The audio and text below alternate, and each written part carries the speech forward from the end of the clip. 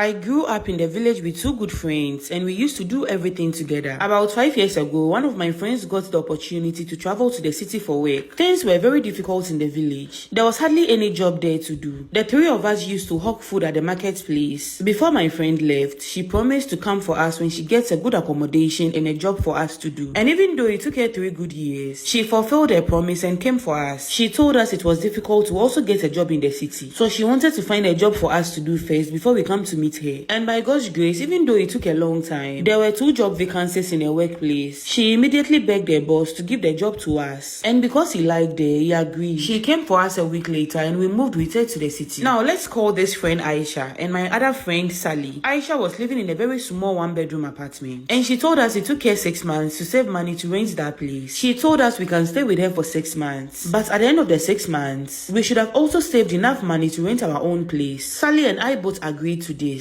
Aisha has really been there for both of us. Even when we were in the village, she always had our back. Now, 3 grown women staying in a small 1-bedroom apartment was difficult, but we had no option. We just had to make it work. All I wanted to do was work hard for 6 months, save enough money and rent my own place so that I can leave Aisha's place for her to have a peace of mind, because I knew she was really trying for us. And I worked hard. I looked for another part-time job to add to the one she found for us, and I saved all my money. I wore the same clothes I brought from the village throughout this period. I only bought things I really needed. All my money went into my savings. Now, Sally, on the other hand, was changing hairstyles every week. She bought a new phone, bought new clothes anyhow. She was always buying takeouts, like she was spending her money anyhow. Aisha and I spoke to her one day to stop using her money anyhow. Aisha told her both of us were going to leave her place at the end of the 6 months, so she hoped Sally had saved enough money to rent her own place, and she lied and told us we shouldn't worry about her, and that she was saving money to rent her own place after the 6 months. Now the 6 months came around and I was ready to move out. I thanked Aisha, packed my things and left my own place. Sally, on the other hand, was not ready. She was not ready because she had used up all her money, but she lied to Aisha and said she had not found a place she really liked. So Aisha allowed her to stay with her for 1 more month, and then she kicked her out.